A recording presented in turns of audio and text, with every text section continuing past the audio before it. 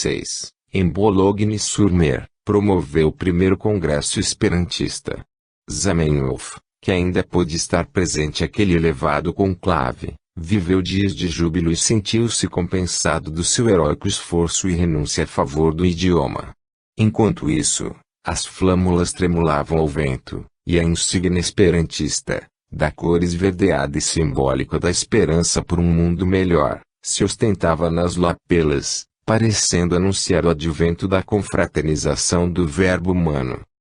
Zamenhof deixou o vosso mundo em abril de 1917, tendo vivido 57 anos. O seu ingresso no espaço foi através de imensurável esteira de luz balsamizada dos mais suaves perfumes das altas regiões celestiais, enquanto inefáveis vozes cantavam a glória imortal de ter sido ele o sublime mensageiro do mecanismo verbal para a mais breve aproximação entre os povos terráqueos. Seu corpo ainda dormia sereno no esquife forrado de rosas e palmas simbólicas. As insígnias do mundo ainda cercavam a sua derradeira morada física, mas o seu espírito já gozava a alegria imortal de ter cumprido fielmente o mandato celestial, pois o seu organismo de carne nada mais fora do que um glorioso instrumento de convocação ao verbalismo internacional e cristão do orbe. Ele pudera escrever, na superfície da matéria densa, o mais belo poema linguístico da confraternização humana, cuja limpidez, beleza e ternura merecem que se as compare, em símbolo e virtude, ao doce Evangelho de Jesus, pois o que este ensina e recomenda poderá agora ser transmitido ao coração e ao cérebro de todos os homens sob as asas de ternura verbal do Esperanto. Sem dúvida, pois, o Esperanto é o Evangelho das línguas. Capítulo 16 – Sonhos e recordações do passado. Pergunta: desejaríamos saber por que motivo certas pessoas conseguem recordar com bastante clareza certos acontecimentos vividos durante os sonhos, enquanto outras não têm qualquer noção do que lhes sucede à noite. Poderíeis dar-nos explicações a esse respeito? Ramatiz: a maior ou menor porcentagem de clareza na recordação dos sonhos depende muito da maturidade espiritual do indivíduo e da tessitura do seu perispírito, assim como se favorece pelas experimentações esotéricas ou iniciáticas que porventura já tenha ele cultivado com êxito, nesta ou noutras vidas pregressas. A lei espiritual determina, com justiça, que a cada um seja dado conforme sua obra, e não faz concessões ou dá privilégios extemporâneos a quem quer que seja. Aqueles que conseguem lembrar com precisão dos acontecimentos vividos à noite, à distância de seu corpo físico, não usufruem de qualquer direito espiritual imerecido ou prematuro, mas servem-se de sua própria faculdade psíquica desenvolvida a lures. O perispírito não é apenas um organismo estruturado com a substância do mundo astral invisível, mas ainda é interpenetrado pela essência mais sutil do plano mental, que também impregna profundamente toda a intimidade do orbe terráqueo e o põe em contato direto com a mente constelatória, que é responsável pelo progresso e sustentação cósmica do sistema em que viveis. Quando durante os sonhos o perispírito fica em liberdade, a sua visão depende muitíssimo da intensidade da natureza da carga energética que ele já conseguiu movimentar e assimilar em sua própria contextura, e que o coloca mais vivamente em contato com os acontecimentos no mundo astral.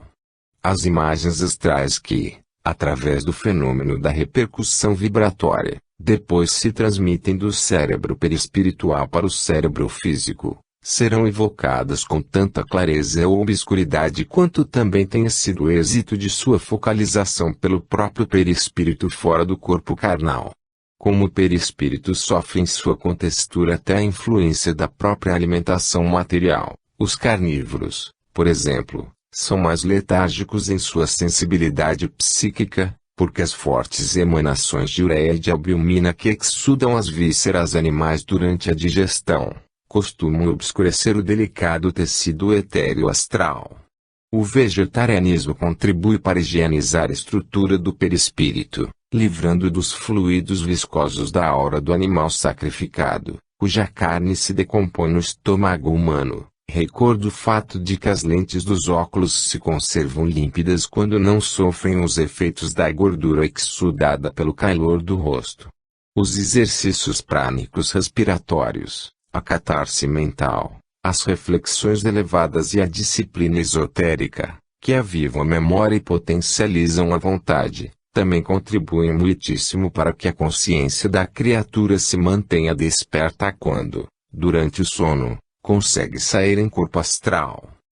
Pergunta: quer isso dizer, então, que os sonhos são produto exclusivo da nossa saída noturna em corpo astral, quando entramos em contato mais direto com os espíritos desencarnados e o mundo invisível do além-túmulo? Não é assim.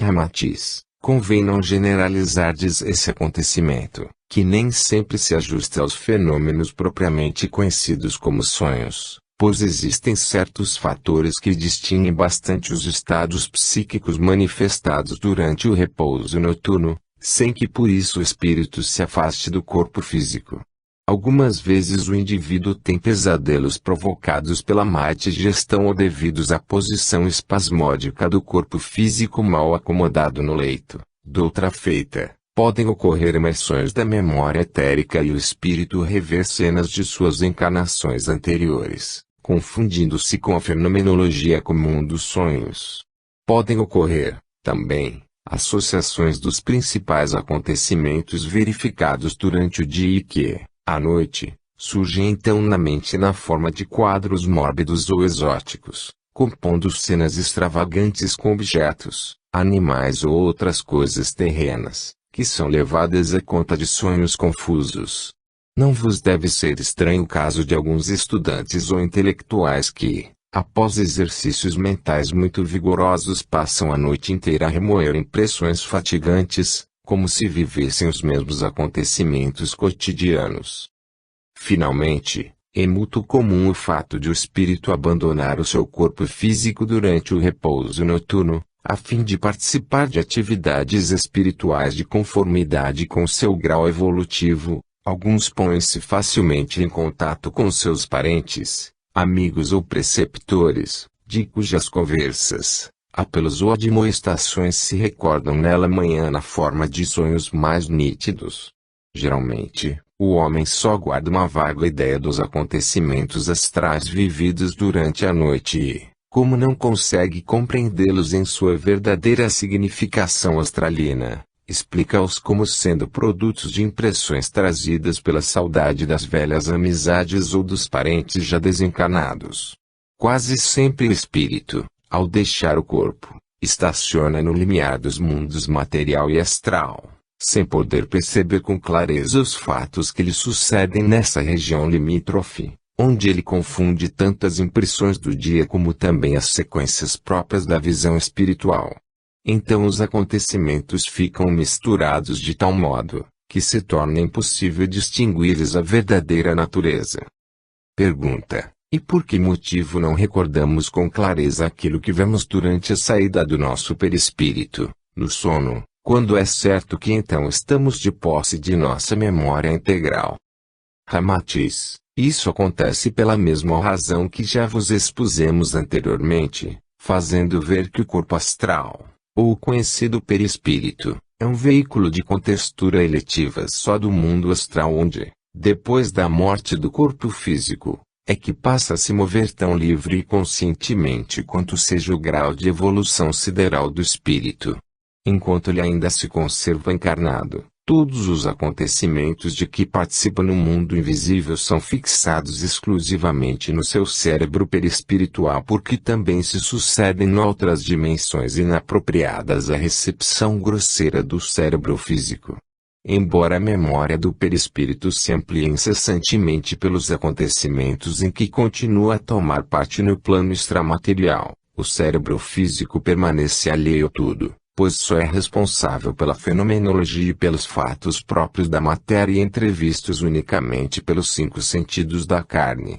Pela manhã, quando o espírito retorna ao seu organismo de carne, que abandonou durante o sono, não lhe é possível transmitir ao cérebro físico, com a desejada limpidez, a ordem e a natureza dos acontecimentos que foram observados e vividos astralmente só através do cérebro do perispírito. E a razão é bem simples. Evidentemente, o cérebro carnal não pode identificar com fidelidade as cenas e os acontecimentos de que não participou diretamente, e que só foram vividos pelo cérebro astral quando fora do corpo físico.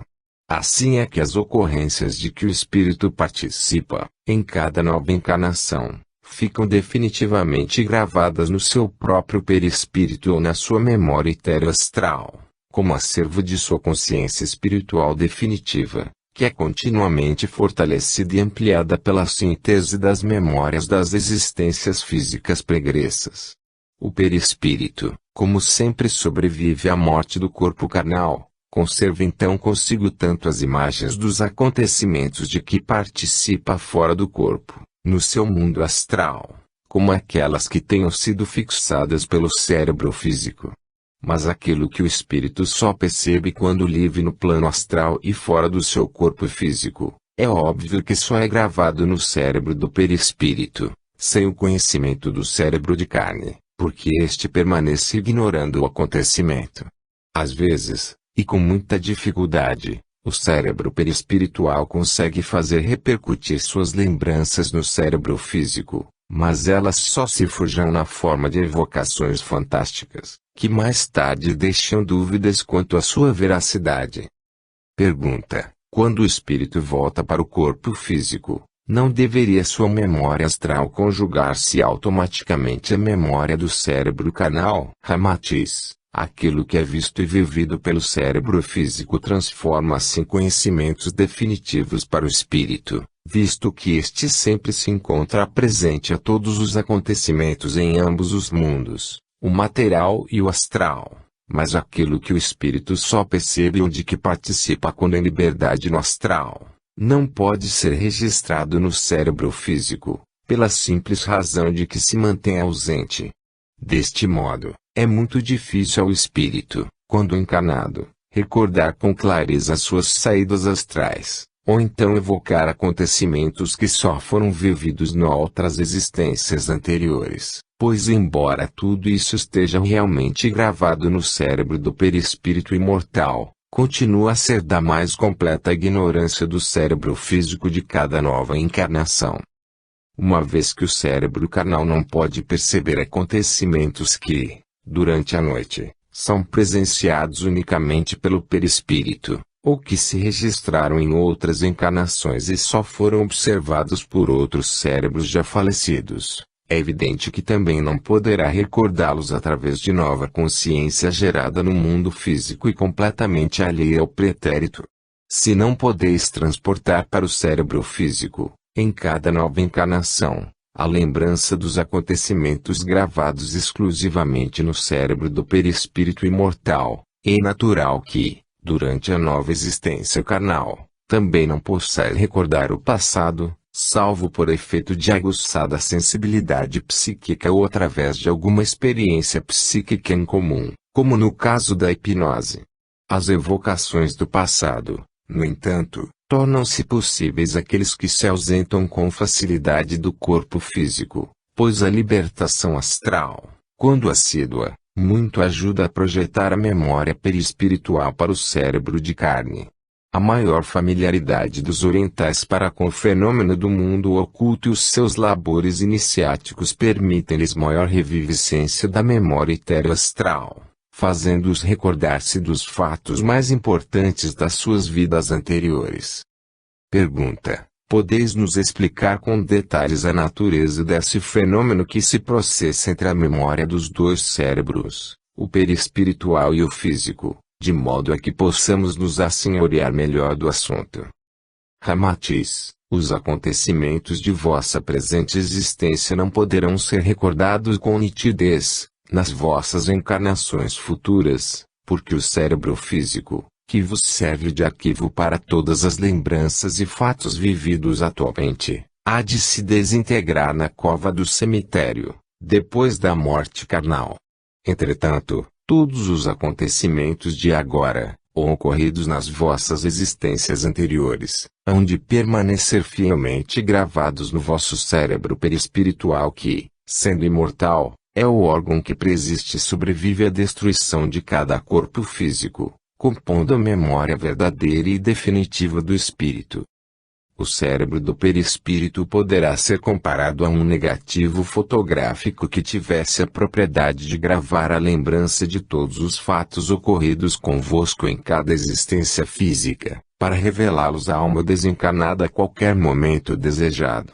Isso já não poderá suceder com o cérebro de carne, porquanto este só pode registrar os fatos ocorridos em uma só existência física, constituindo apenas uma memória provisória, que depois desaparece no seio do túmulo terreno. No entanto, graças aos neurônios magnéticos do cérebro do perispírito, todas as impressões vividas pelo homem encarnado se transferem para ali, nítidas e inapagáveis, para se incorporarem aos registros sobreviventes e definitivos da memória etero-astral, que reúne a memória de todas as encarnações anteriores do espírito. Então as lembranças do passado, que ficam definitivamente arquivadas na memória perispiritual, podem se manifestar com mais facilidade à luz da consciência do espírito desencarnado, mas, durante a existência física, o cérebro carnal se assemelha a um anteparo ou biombo que obscurece as recordações do pretérito, assim como os óculos pretos reduzem a visão normal da criatura diante de uma paisagem, por mais bela que seja. Quando o perispírito se ausenta do corpo material, o cérebro físico se antepõe, depois, à clareza das imagens que não presenciou, dificultando a sua devida filtração para a mente desperta no mundo terreno. Posteriormente, através de alguns ecos vibratórios, como se fossem os últimos movimentos de uma rede após o seu balanço inicial, é que então o homem guarda, ao despertar, algumas vagas recordações da sua atuação livre no mundo astral, que em seguida considera como sonhos indistintos, emersões do subconsciente ou então produto das influências cotidianas. Pergunta: gostaríamos que nos dissesseis alguma coisa sobre os motivos por que certos indivíduos chegam a perder a memória, ou a faculdade de escrever ou de falar no seu próprio idioma pátrio. Podeis atender-nos? Ramatiz: realmente, às vezes, devido a certa lesão que pode ocorrer no centro sensorial do cérebro físico, o espírito chega a perder a capacidade de escrever no seu próprio idioma pátrio, embora, para espanto dos menos entendidos, ele consiga escrever no outro idioma do qual porventura tenha conhecimento. É como se, por exemplo, ficasse destruída a chave da instalação elétrica da luz forte dos faróis de um automóvel, obrigando o motorista a socorrer-se da luz fraca, que ele só usava acidentalmente. Mas é evidente que, assim como o defeito na chave da luz forte do automóvel não indica nenhuma lesão na capacidade comum do motorista, que então passa a se servir de outro meio para superá-lo, a supressão de um centro sensorial, no cérebro físico, não indica a redução ou mesmo a ausência de capacidade do espírito, que também é imortal. Será bastante que o espírito se exercite para o despertamento de um novo centro sensorial no cérebro físico e cuide de avivar a sua memória no treino com o idioma esquecido na consciência em vigília na matéria, para que, pouco a pouco, também se transmita da memória astral para a física a lembrança do conhecimento linguístico que foi esquecido. Pergunta: temos conhecido algumas pessoas que se recordam com certa clareza de suas vidas anteriores, assim como de suas saídas conscientes para o mundo astral. Que é que as ajuda em tal possibilidade incomum? Ramatiz: certas criaturas puderam, no passado, desenvolver suas forças mentais através de severa disciplina iniciática que, agora, as ajuda a sensibilizarem o perispírito e a tornar mais lúcida, então, a memória astral. Com tal recurso, conseguem atuar, nesta existência, com algum êxito na consciência pregressa, pois a sensibilização de sua memória integral atua com mais vigor sobre as fronteiras de ambas as vidas, física e astral. É assim como se pudessem dar uma espiadela no seu mundo interior, sem precisar abandonar a janela carnal, ainda aberta para o mundo físico. Como o cérebro de carne não pode registrar simultaneamente os acontecimentos da vida física e da astral, a memória de cada uma dessas vidas só pode ser cultivada à parte. Como exemplo rudimentar, lembramos o que se dá com as fitas magnetizadas, dos gravadores modernos, que, para se evitar a confusão, devem gravar cada assunto em separado, pois não podem aguentar a carga de duas gravações ao mesmo tempo. Pergunta: mas o certo é que, ao tentarmos recordar o nosso passado, só deparamos com um vazio, que se estende para além do berço físico em que nascemos, enquanto somos dominados pela desilusão e pelo ceticismo, que nos fazem duvidar de que já tenhamos vivido outras vidas anteriormente. Na realidade, as nossas convicções de imortalidade e reencarnação, cremos, provém mais da força de nossa fé e confiança no Criador, do que mesmo da certeza ou das lembranças de outras vidas. Ramatiz, reconhecemos existência dessa decepção que alegais em vossas indagações sobre as existências anteriores do vosso espírito na matéria, pois em vidas menos felizes, aí na Terra, também já fomos vítimas de igual ceticismo e desilusão. Aliás, mesmo depois da morte corporal, nem todos os desencarnados conseguem, de início, recordar-se de suas vidas pregressas, pois é evidente que cada espírito transpõe a sepultura com a bagagem íntima de sua própria concepção do que seja a vida cósmica. Ainda existem muitas almas que, embora já tenham completado mais de 1 milênio de encarnações terrenas, não têm ainda a consciência exata de sua vida no além-túmulo, pois, em face do seu acanhamento mental, permanecem exclusivamente condicionadas às impressões reduzidas da vida física. São entidades retardadas no seu despertamento espiritual e incapazes de qualquer auscultação psíquica, bastante impossibilitadas das reflexões íntimas, que lhes permitiriam ampliar a noção de ser e de existir e livrarem-se dos estímulos condicionados do mundo exterior. Na verdade, o escafandro de carne é um grande abafador da memória transcendental do espírito, mas esse mal ainda mais se avoluma diante da proverbial negligência de quase todos os homens para consigo mesmos quando, além do desinteresse pela sua própria estrutura espiritual e pelo despertamento de suas forças mentais, ainda atrofiam os seus delicados centros psíquicos sob o guante dos vícios e das paixões animais. Os terrícolas, em geral, vivem isolados no seio da carapaça física, não sabendo que serão bem contristadores a surpresa e o temor quando, após a desencarnação, comprovarem que a sua verdadeira individualidade não se resumia no corpo de carne entregue à cova terrena, mas residia justamente no espírito, tão subestimado e esquecido na existência física. Tal situação, que é muito comum depois do falecimento e de o espírito se desenvencilhar das ilusões terrenas, acabrunha dolorosamente aqueles que confiam demasiadamente na personalidade transitória da matéria. Só lentamente retornam à memória real das vidas pretéritas, quando então se apresentam despertos para avaliar a justiça dos seus sofrimentos e a importância das vicissitudes humanas, como fatores que elevam a alma para as regiões superiores. Apagam-se-lhes as últimas ilusões ante a comprovação da verdadeira vida do espírito, a qual se sobrepõe a insignificância dos nomes, privilégios e preconceitos terrenos, que tanto hipnotizam as criaturas no culto e no apego fanático às formas perecíveis da matéria. Entretanto, a morte, por mais tétrica e impiedosa que vos pareça, não passa de um processo técnico, justo e inteligente,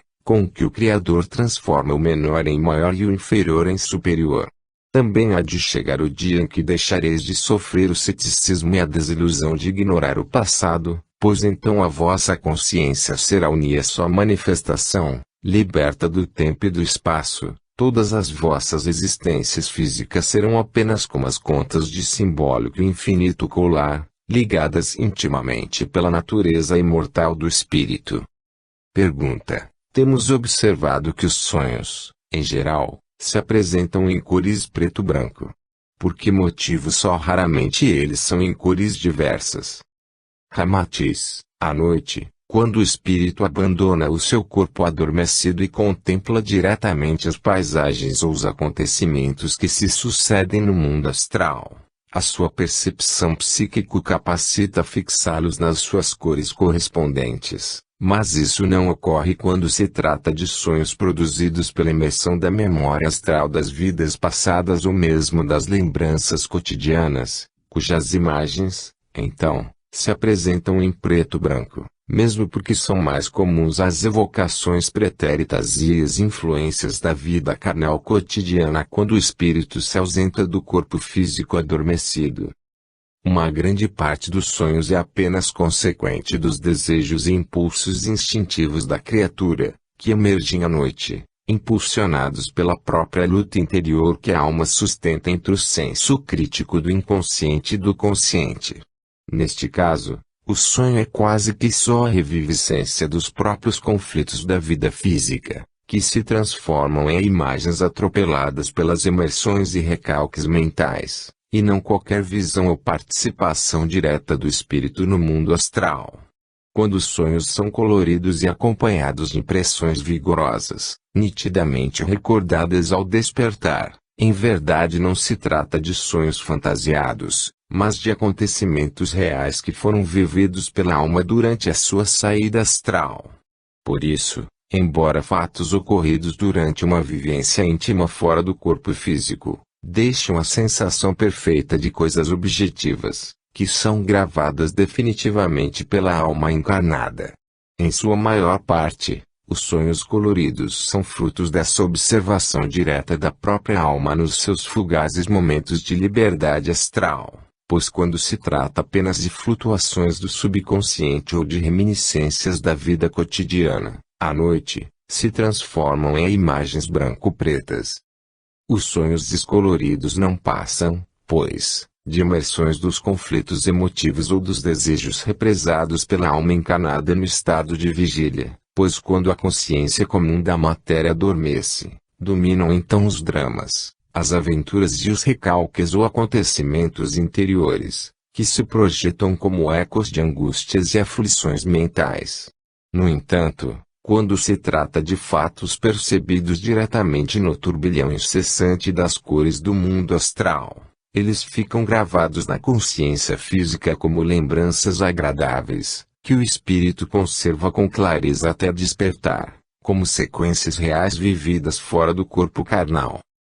Pergunta: pensamos que, durante a sua liberdade astral, o espírito poderá ingressar nos cenários coloridos dos planos purgatoriais. Nesse caso, as suas impressões detestáveis não deveriam ser recordadas pela manhã, na forma de fatos ou emoções desagradáveis. Ramatiz: é evidente que as recordações matinais, dos acontecimentos vividos fora do corpo físico, serão tão nítidas quanto tenha sido a clareza da visão astral, de acordo com a maior ou menor capacidade da memória no estado de vigília física. No entanto, como a tendência natural do espírito humano é a de olvidar as coisas que lhe causam angústia ou lhe são desagradáveis, o cérebro do perispírito se desinteressa da conservação das lembranças de acontecimentos hostis, guardando apenas as que causam alegria e satisfação. É uma tendência que se comprova até nas criaturas do que se deixam vencer por arroubos de saudosismos e que se põem a evocar a sua infância ou a mocidade. Notai que elas só suspiram pelos momentos agradáveis que passaram, e raramente recordam as vicissitudes e as decepções dolorosas já vividas. O espírito também lança ao esquecimento os cenários mórbidos e repugnantes que entrevê à noite, em sua saída astral, e retoma logo o corpo apenas este pressinta a estranha sensação de algum sonho detestável ou perturbador. No entanto, se ele visitou cenários empolgantes, onde predominaram as paisagens encantadoras, as flores formosas, os perfumes embriagadores e as cores resplandecentes, a sua tendência comum é de evocar, o mais vivamente possível, O panorama paradisíaco e as belezas entrevistas fora do corpo físico, pois as imagens enternecedoras e emolduradas pela fulgência, cor e perfumes das coisas e paisagens celestiais, que lembram venturosos mundos de fadas, tornam o despertar da alma impregnado das mais suaves recordações e poesias. No retorno ao seu organismo de carne, ela insiste em evocar os sonhos maravilhosos, mas retrai a memória astral das impressões desagradáveis porque, em instintiva defesa, compreende que as recordações angustiosas lhe desarmonizam o psiquismo. Pergunta: quando se fala em sair em corpo astral, deve-se compreender isso como um único meio que tem o espírito para poder penetrar no outro mundo? O corpo carnal representa, então, um cárcere absoluto, capaz de isolar a alma do seu verdadeiro mundo, que é o espiritual. Ramatiz, visto que a verdadeira vida do espírito é, realmente, aquela que se exerce livre da matéria, é evidente que ele luta constantemente para se livrar de sua prisão carnal. E, se não consegue mais cedo, é porque o instinto natural de sobrevivência animal não só lhe dificulta a ação, como ainda o escraviza sob o guante das paixões mais violentas.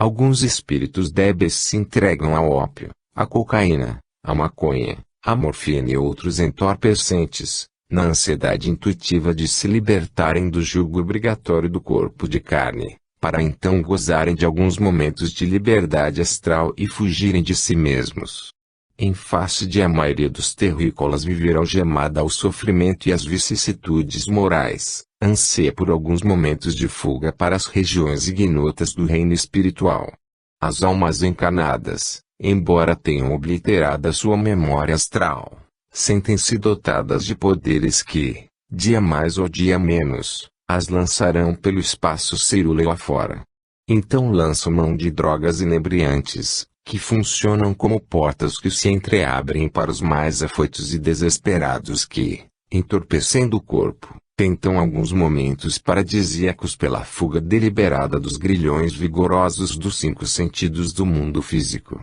Usam, então, todo tipo de narcóticos, sedativos, entorpecentes e drogas extraídas de vegetais, plantas, frutos e raízes, que atuam nos interstícios etéricos do perispírito, isolando momentaneamente das grades físicas. E, à medida que a humanidade terrícola mais sofre e se contradiz, a ciência humana, em lugar de socorrer-lhe o espírito enferma-se de bater na prisão material, ainda cria novos produtos sintéticos, a granel, que incentivam os tímidos às fugas improdutivas da dor e das vicissitudes morais, mas não solucionam os seus problemas e tormentos milenários da alma.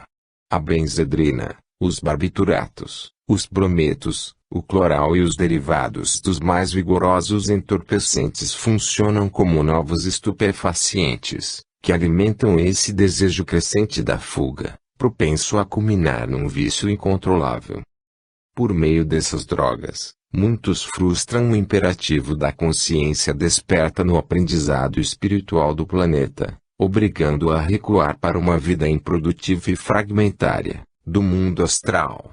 Aqueles que são mais ternos e bons ainda conseguem alguns arremedos de êxtase quando podem atingir as frequências vibratórias agradáveis, embora a persistência viciosa os conduza lentamente à degradação completa e ao atrofiamento da sensibilidade nervosa. Outros, mais infelizes, flutuam perispiritualmente pelas regiões inferiores do mundo purgatorial, na figura de múmias hipnotizadas pelos efeitos depressivos dos entorpecentes, até que, mais tarde, desencarnam como fâmulos de um mundo subhumano.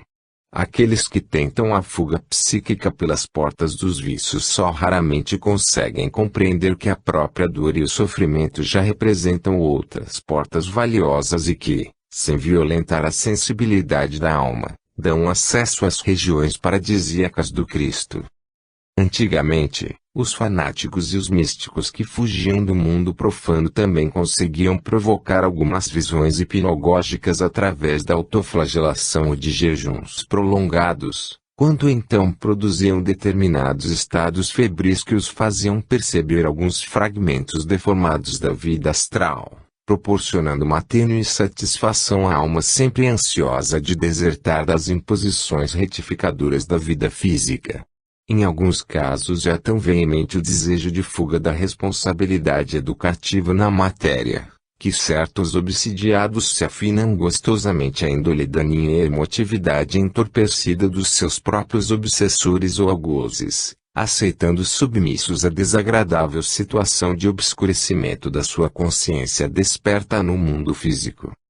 A saída em corpo astral não é condição absolutamente exigível para que só então o espírito possa penetrar no outro lado da vida. Em verdade, os nossos espíritos nunca se afastam de qualquer plano da vida cósmica, na qual estamos permanentemente integrados. O corpo físico, aliás, conforme a conceituação moderna de que a matéria é energia condensada, também vive interpenetrado pelas forças vivas de todos os planos do cosmo. A saída em astral, portanto, é apenas aumento de visão e de mobilidade que o espírito encarnado consegue usufruir no campo da energia mais sutil do plano astral, mas nunca o abandona, nem mesmo quando desce vibratoriamente para mergulhar na carne. O corpo físico reduz a visão astral e obscurece a memória etérica, mas nem por isso exige o afastamento da alma do seu plano interior correspondente.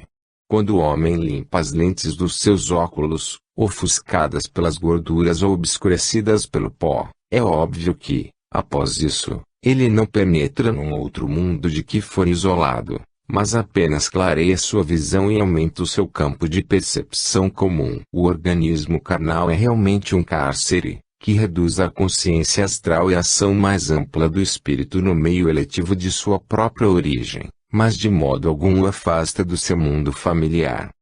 Pergunta: quereis dizer, com isso, que se operam modificações no estado de espírito, sem que por isso precise ele se separar do seu meio eletivo para algum lugar especial, permanecendo sempre presente em qualquer plano da criação? Não é assim.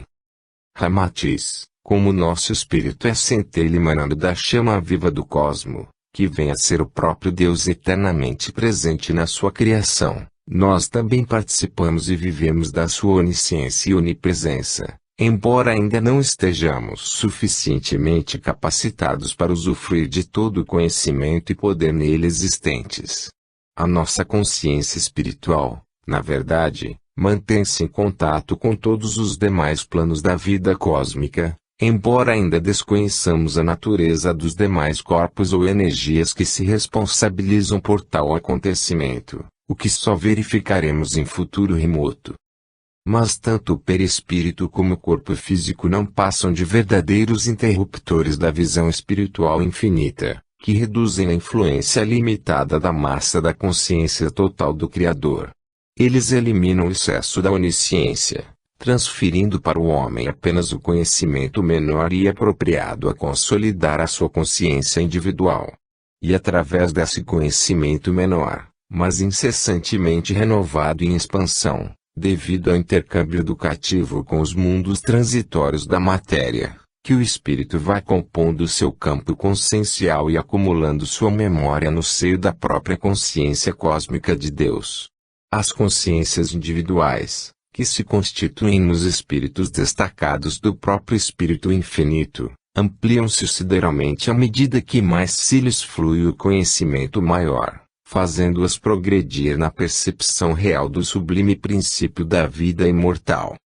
Assim é que os cérebros do perispírito e do corpo físico, como principais órgãos de atuação da consciência do homem no seio do cosmo, funcionam então como verdadeiros interceptadores e eliminadores do potencial máximo da onisciência, assemelhando-se a válvulas redutoras que graduam e transmitem só o conhecimento suficiente para a razão coesiva do espírito individualizado em Deus. Interrompem, no mundo astral e no físico, a excessiva massa de conhecimentos sem limites, cumprindo-lhes eliminar o que ainda for inassimilável pelo núcleo espiritual humano ainda imaturo. Ademais, no cosmo, tudo já existe perfeito e eterno, pois Deus não retrograda nem progride, mas é o próprio conhecimento, o poder e a vontade elevados ao máximo potencial e humanamente indescritível. Só ele pode suportar o máximo e o infinito de ser e existir, além e acima de qualquer outro limite ou definição conceptual por parte do homem. Em consequência, o homem não é um produtor de ideias nem criador de acontecimentos inéditos, mesmo submetendo-os a incessante progresso, mas, como tudo já existe num estado de absoluta perfeição e imutabilidade, integrado no conhecimento total do Criador, o espírito humano é apenas um captador da quantidade de conhecimento cabível em sua mente finita, e que lhe gradua conforme sua capacidade de suportação racional ou de apreensão da própria consciência forjada no simbolismo do tempo. E então se justificam os tradicionais conceitos bíblicos, quando rezam que o homem foi feito à imagem de Deus, ou que o reino de Deus está dentro do homem. Mesmo Jesus, num momento de elevada inspiração, afirmou que ele e o Pai eram um, mostrando assim que no homem permanece latente o potencial da onisciência e onipresença, embora ajustado à capacidade receptiva da consciência do indivíduo, ainda em crescimento, sem se confundir com o conhecimento total, que é infinito e eterno. O cérebro físico é, pois, o redutor da onisciência no mundo da matéria, sendo esta a última fase da descida angélica, ou seja, a mais grosseira manifestação da divindade. O cérebro perispiritual, no entanto, é o responsável por essa redução no plano da vida astral. Ambos selecionam, eliminam e ajustam somente aquilo que pode ser útil, suportável e entendível no campo da consciência indivíduo e ajudam-na a se expandir e a despertar no seio da consciência cósmica de Deus. Embora existam ainda outros órgãos que cumprem o mesmo objetivo redutor em planos ainda mais sutis, como no mental concreto e no mental abstrato, não podemos nos alongar na descrição de tais processos e veículos atuando na intimidade do espírito cósmico e que também amoldam o conhecimento infinito, de modo suportável, ao entendimento humano. Os espíritos criados no seio da onisciência representam outras tantas miniaturas da vida cósmica, que despertam para o autoentendimento e progridem incessantemente, alimentadas pelo próprio conhecimento infinito de Deus. A consciência do homem nada pode criar de novo no seio do conhecimento perfeito e infinito do Criador. No entanto, ela desperta sob os incessantes impulsos que se manifestam do interior para o exterior. Despertamento esse ininterrupto que prossegue por toda a eternidade, uma vez que, eterno é o próprio Deus. Esse processo e expansividade inata e ininterrupta de despertamento da consciência humana, os orientais os têm consagrado através de vários conceitos tradicionalistas da vida oculta, como estes: busca o caminho avançado resolutamente para o exterior, busca o caminho penetrado para o interior, ou cresce como cresce a flor, inconscientemente, mas ardendo em ânsias de entreabrir sua alma à brisa, ou, ainda, busca a integração no existente antes de ti. Estas máximas referem-se ao convite incessante que a consciência total de Deus lança na intimidade da consciência individual do homem que, na figura de verdadeiro filtro ativado por inextinguível poder e inteligência, capta o conhecimento cósmico na conformidade do grau de sua própria percepção. A alma humana busca o conhecimento definitivo e persistente da vida real originada do sublime princípio eterno, mas sem lhe poder acrescentar qualquer novidade, pois se pudesse fazer tal coisa, é evidente que também criaria algo desconhecido dentro do seio do próprio Deus. Então seria uma absurdidade que a centelha espiritual do homem, que é produto da criação, pudesse criar ineditismos no seio do próprio Criador de onde emanou. Pergunta: há certo tempo, tomamos conhecimento de uma obra ditada por espíritos desencarnados, na Inglaterra e na América do Norte, na qual eles negam a existência da reencarnação do espírito e afirmam que ele só se encarna uma vez na matéria. Isso deixou-nos perplexos, porquanto se trata de obra de conteúdo elevado e que foi recepcionada por médiuns dignos e de talento espiritual. Podeis nos dizer alguma coisa a esse respeito?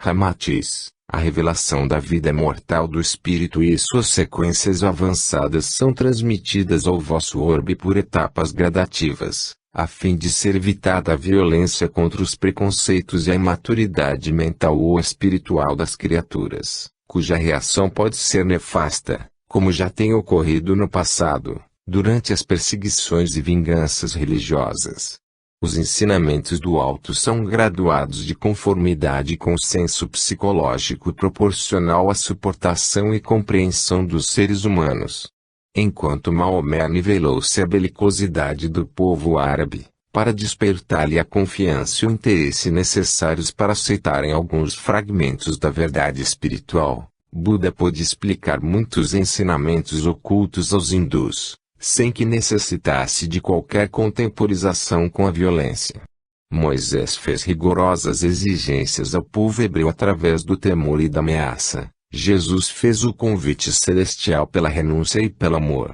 enquanto Kardec, surgindo em época de maior despertamento mental da humanidade, fixou as bases definitivas do dever que o próprio espírito encarnado deve impor a si mesmo.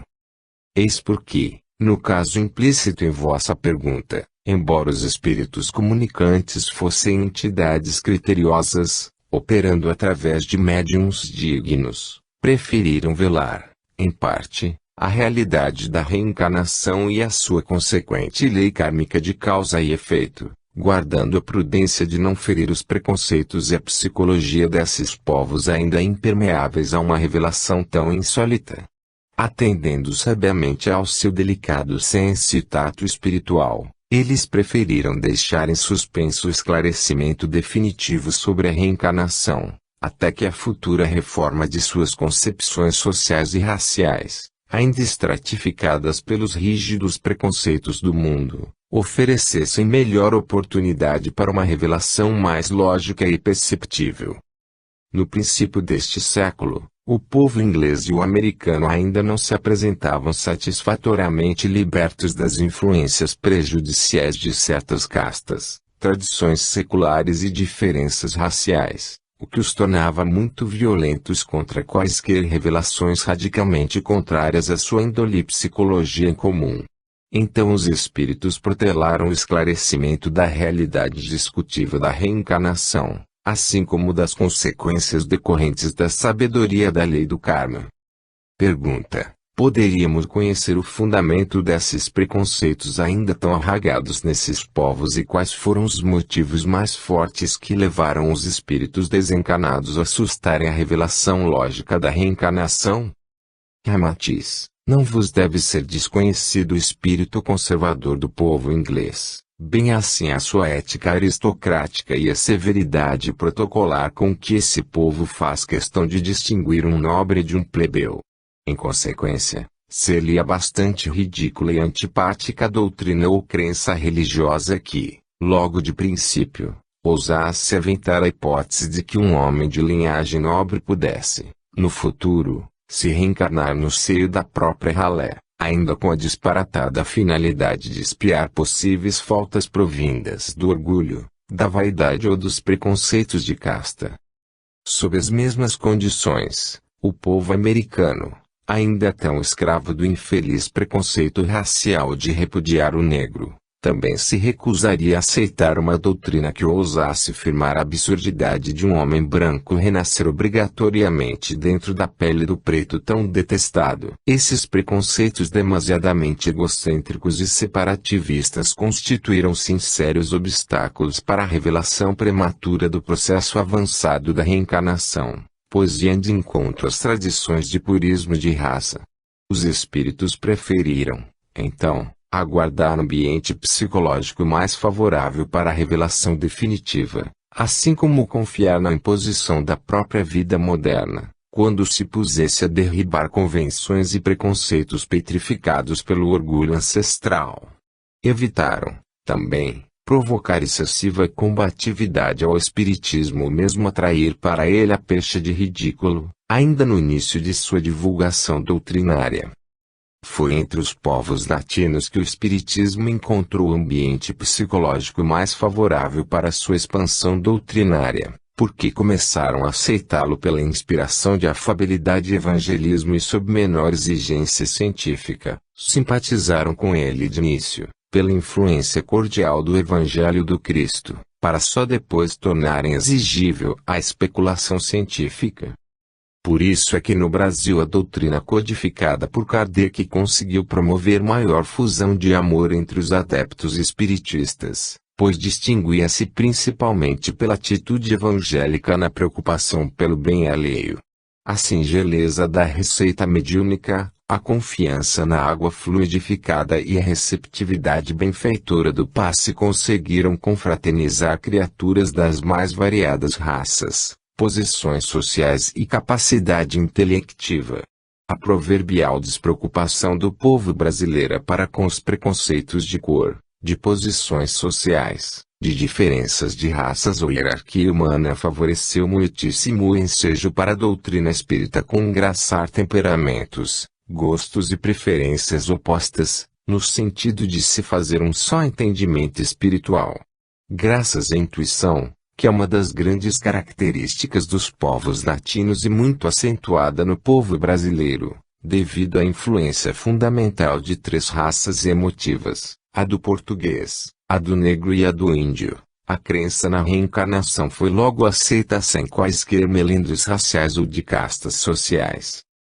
Entretanto, essa disposição fraterna e favorável, que o Espiritismo encontrou no Brasil, para expor a doutrina da reencarnação, já entre os americanos do norte ou entre os ingleses poderia transformar-se num clima hostil e de reação ideológica, porquanto, como já disse, muito difícil se lhes tornava acreditarem na possibilidade de o espírito de um lorde encarnar no corpo de um miserável plebeu ou então o branco renascer no organismo negro, tão hostilizado. Pergunta: poderíamos atribuir à precariedade dos olhos de carne as dificuldades e os impedimentos que tanto prejudicam a nossa visão das coisas imponderáveis do mundo espiritual?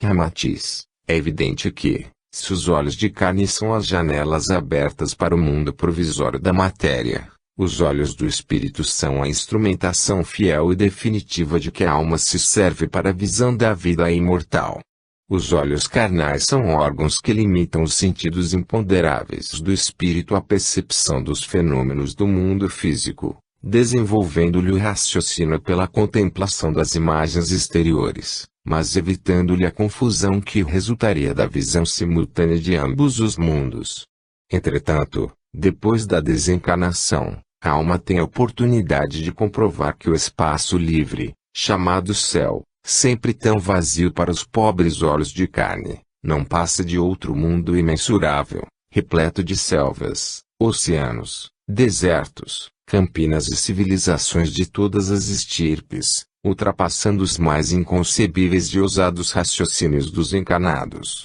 Modificam-se apenas os processos vibratórios de manifestações da vida cósmica, que ao espírito livre se apresenta, então, interpenetrada por admirável substância quintessenciada e vivíssima, que sustenta as atividades educativas de humanidades maravilhosas e só comparáveis às dos mundos de fadas. As lendas e as maravilhosas narrativas, que no vosso orbe são frutos da imaginação ardente de ousados poetas e escritores, provam que o espírito do homem não esquece os seres resplandecentes e os cenários paradisíacos prenhes de luzes e cores, da vida imortal.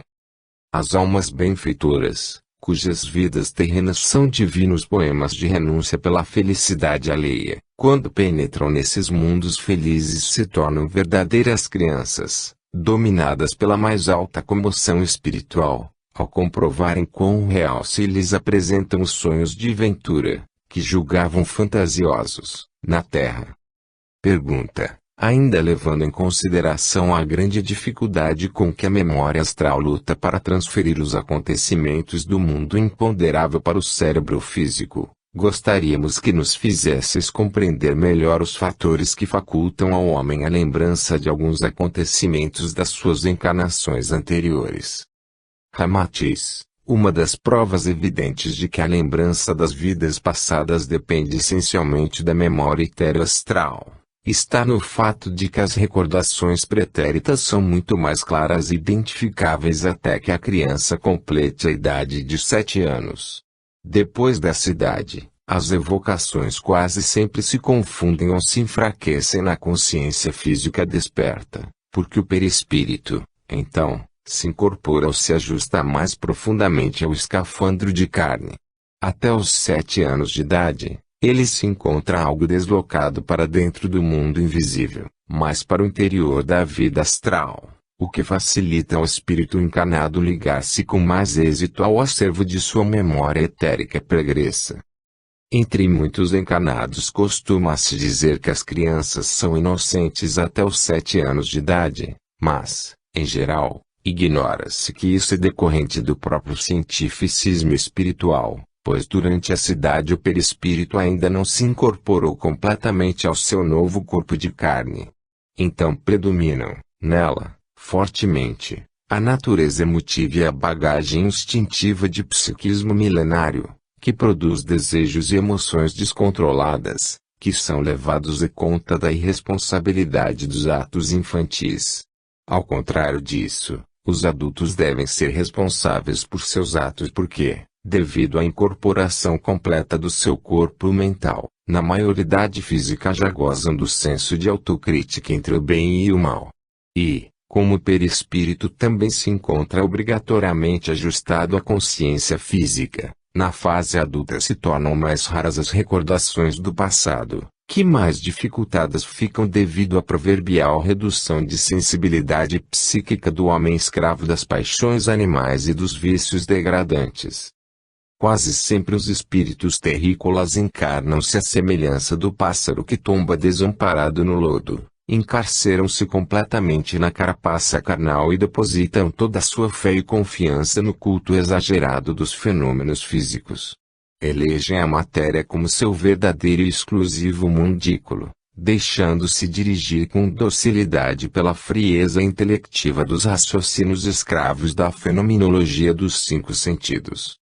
Durante a vida física, a memória integral do espírito, acumulada na jornada milenária do passado, fica amortecida pelas vibrações mais grosseiras do cérebro carnal. E, como a tendência da alma encarnada é quase sempre a de se escravizar ao jugo das paixões, vícios, desregramentos mentais e emotivos, próprios do mundo terreno, o homem se torna um pobre automato a serviço humilhante do instinto animal, abdicando imprudentemente do livre exercício do seu glorioso mandato espiritual. A dor acerba o sofrimento demorado é que, então, servem de recursos de última hora para salvá-lo do guante das paixões, que o amordaçam vida por vida, na matéria. Pergunta: acreditamos que a assistência do alto mundo deverá ajudar no mais breve entendimento da imortalidade aqueles que se devotam às práticas e aos exercícios espirituais. Não é assim?